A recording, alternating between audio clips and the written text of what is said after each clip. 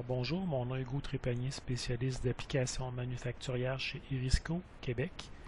Une petite démonstration concernant les nouveautés et des trucs pour les mises en plan avec la version 2016 d'Inventor. Bien sûr, je vais faire mes mises en plan avec les nouvelles fenêtres.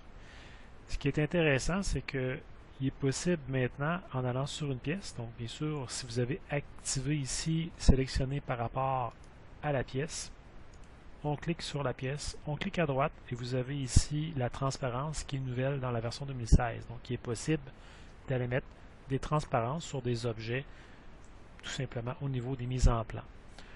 Autre chose intéressante, si jamais on veut changer l'échelle et qu'on aimerait avoir l'échelle dynamique au niveau du cartouche, bien, ce n'est plus nécessaire d'avoir un ajout, un add-on. On va être capable directement, en modifiant notre cartouche. Donc, je m'en viens ici, je modifie mon cartouche et je vais rajouter une propriété. Donc, en m'en venant ici, on a une nouvelle propriété qui est une propriété de la feuille et on a l'échelle de la vue d'origine.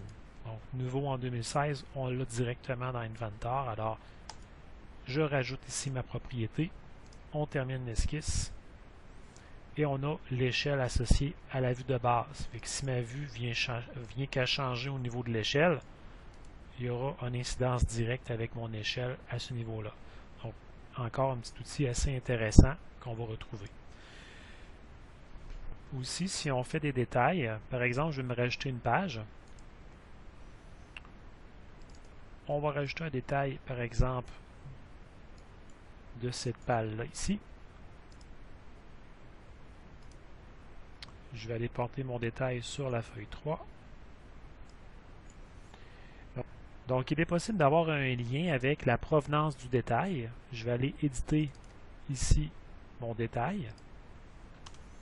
On va aller rajouter une propriété de la vue. Et on est capable d'aller chercher l'index de la feuille parent et le nom de la feuille. Donc, on pourrait dire ça provient de quelle feuille, suivi l'index de la feuille. Donc, on voit ici Sheet 2 qui est disponible. Donc, l'échelle provient de là. Si ma feuille 2 est renommée par la suite, exemple, on va marquer feuille 2.